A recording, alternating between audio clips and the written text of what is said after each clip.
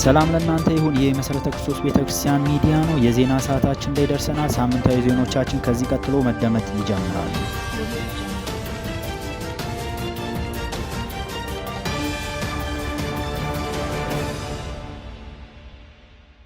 በመሰረተ ክርስቶስ ቤተክርስቲያን ደቡብ ኢትዮጵያ ጊዜያዊ ቀጠና ዓመታዊ ጠቅላላ የመሪዎች ጉባኤውን አካሄደ።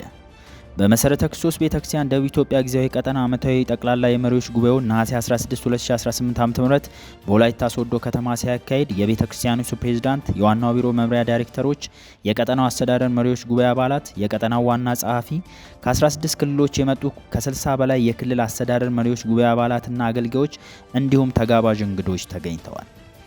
ጉባኤው በጋራ ጸሎት በአምልኮና በእግዚአብሔር ቃል መልእክት ሲጀምር የቤተ ክርስቲያኑ ፕሬዝዳንት መጋቢ ደሳለኝ አበበ ከዘዳግም 33 ከ26-27 በመነሳት እንደ እግዚአብሔር ያለ ማንም የለም በሚል ርዕስ መልእክት አቅርበዋል። ፕሬዝዳንቱ በመልእክታቸው እግዚአብሔር መኖሪያችን መሆኑን፣ የዘላለም ክንዶች ከበታችንና ደጋፊዎቻችን መሆናቸውንና በፊታችን ያሉ ጠላቶችን በማሸነፍ የሚያስወርሰን እርሱ መሆኑን አብራርተዋል። በመቀጠልም የጊዜያዊ ቀጠናው ጠቅላላ ጉባኤ ሲጀምር የቀጠናው አስተዳደር መሪዎች ጉባኤ ሰብሳቢ ወንድም አየለ ጋቲሶ የእንኳን ደህና መጣችሁ መልእክት ካስተላለፉ በኋላ ከ16 ክልሎች የመጡ ተወካዮች እርስ በርስ በመተዋወቅ ጉባኤው ስብሰባውን ጀምሯል። በጉባኤው የ2018 በጀት ዓመት ሪፖርትና የ2019 በጀት ዓመት እቅድ ሲቀርብ ከጥያቄና ውይይት በኋላ ጉባኤው የቀረበለትን ሪፖርትና እቅድ ተቀብሎ አጽድቋል። እንዲሁም በሌሎች አጀንዳዎች ላይ ልዩ ልዩ ውሳኔዎችን አሳልፏል። በመጨረሻም ጊዜያዊ ቀጠናው ስር ባሉ ክልሎች ለበርካታ ዓመታት በዋና ጸሐፊነት ያገለገሉና ያረፉ 8 ዋና ጸሐፊዎች በአገልግሎታቸው ተዘክረው እውቅና ሲሰጣቸው የቤተ ክርስቲያኑ ፕሬዝዳንት መጋቢ ደሳለኝ አበበ ቤተ እምነታችንን ላለፉት 7 ዓመታት በፕሬዝዳንትነት ሲመሩ ላስመዘገቡት ውጤት በተለይም ባለፉት 5 ዓመታት በስትራቴጂክ እቅዱ መሰረት ቤተ ክርስቲያኒቱ ላመጣችው ለውጥና እድገት ላበረከቱት ከፍተኛ የአመራር ሚና ቀጠናው እውቅና ሰጥቷቸዋል።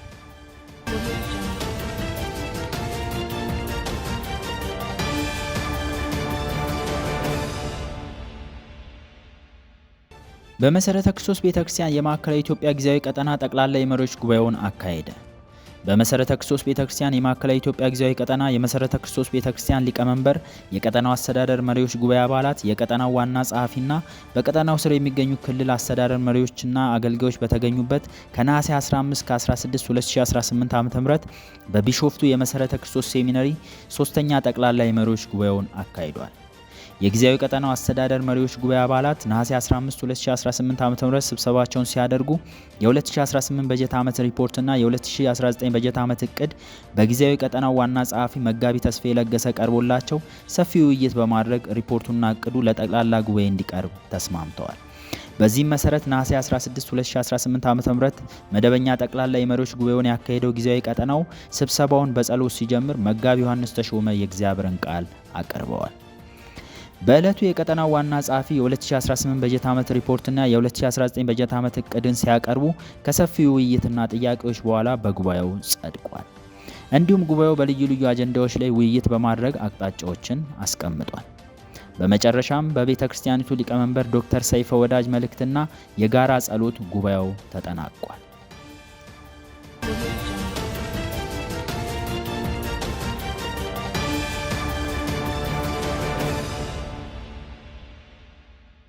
በመሰረተ ክርስቶስ ቤተክርስቲያን ሐዋሳ ታቦር አጥቢያ ያስገነባችውን የጸሎት ቤት ህንፃ አስመረቀች።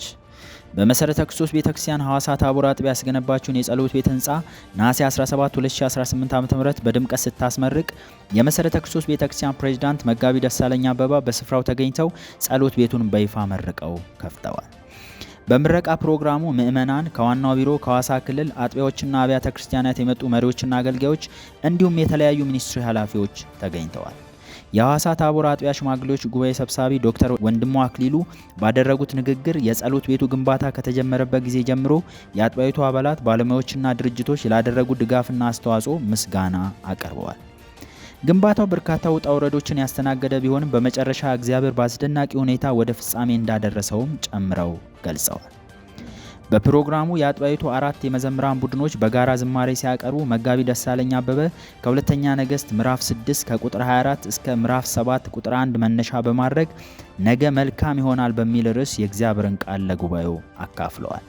መጋቢው በመልእክታቸው በከበደ ሁኔታዎች መካከል ተስፋ እንዳንቆርጥና በእግዚአብሔር ኃይል እንድንታመን ሲያስተምሩ ሁኔታው ተስፋ የሌለው ቢመስልም እግዚአብሔር ቃሉን ለመፈጸም ሙሉ ኃይል አለው። ስለዚህ ተስፋ ሳንቆርጥ በእርሱ እንታመን በማለት ተናግረዋል። በሐዋሳ ከተማ የተገነባው ይህ የመሰረተ ክርስቶስ ቤተክርስቲያን ታቦር አጥቢያ ጸሎት ቤት ህንፃ ለአጥቢያዊቱና ለከተማው የወንጌል አገልግሎት አዲስ እድልን የሚከፍትና ምዕመናን በአምልኮና በእግዚአብሔር ቃል የሚታነጹበት ይሆናል።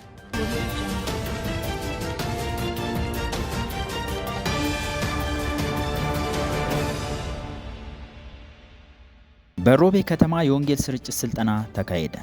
የመሰረተ ክርስቶስ ቤተክርስቲያን ወንጌል ስርጭትና ቤተክርስቲያን ተከላ መምሪያ በመሰረተ ክርስቶስ ቤተክርስቲያን ባሌ ሮቤ ጊዜያዊ ክልል ስር ከሚገኙ 13 አጥቢያዎች ለተወጣጡ 40 የወንጌል አገልጋዮች፣ ሚሽነሪዎች፣ መጋቢያንና ለቤተክርስቲያን መሪዎች ከነሐሴ 15-16 2018 ዓ.ም የወንጌል ስርጭት ስልጠና አካሂዷል።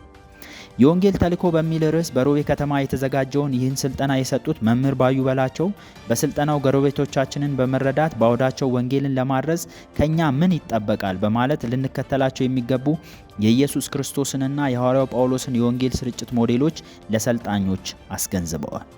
ሰልጣኞችም ከስልጠናው በኋላ በስልጠናው መደሰታቸውን በመግለጽ ለወንጌል ስራ ከፍተኛ መነሳሳትን እንደፈጠረላቸው መስክረዋል።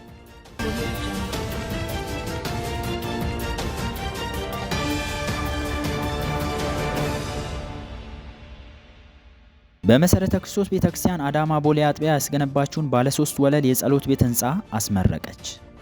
በመሰረተ ክርስቶስ ቤተክርስቲያን አዳማ ቦሌ አጥቢያ ያስገነባችውን ባለ 3 ወለል የጸሎት ቤት ህንፃ ነሐሴ 17 2018 ዓ.ም ምዕመናን፣ የቀጠና የክልልና አጥቢያ መሪዎችና አገልጋዮች በተገኙበት በድምቀት ስታስመርቅ የመሰረተ ክርስቶስ ቤተክርስቲያን ምክትል ፕሬዝዳንት መጋቢ ሰብረላ ከድር በስፍራው ተገኝተው ጸሎት ቤቱን በይፋ መርቀው ከፍተዋል። የአዳማ ቦሌ አጥቢያ ሽማግሌዎች ጉባኤ ሰብሳቢ ኢንጂነር ደረጀ ባደረጉት ንግግር ቤተክርስቲያኗ በ198 ምዕመናን አጥቢያ መውጣቷን አስታውሰው በእነዚህ ዓመታት 2 አጥቢያ ከመትከል ባለፈ በአሁኑ ሰዓት ከ1200 በላይ ምዕመናን እንዳሏት ገልጸዋል።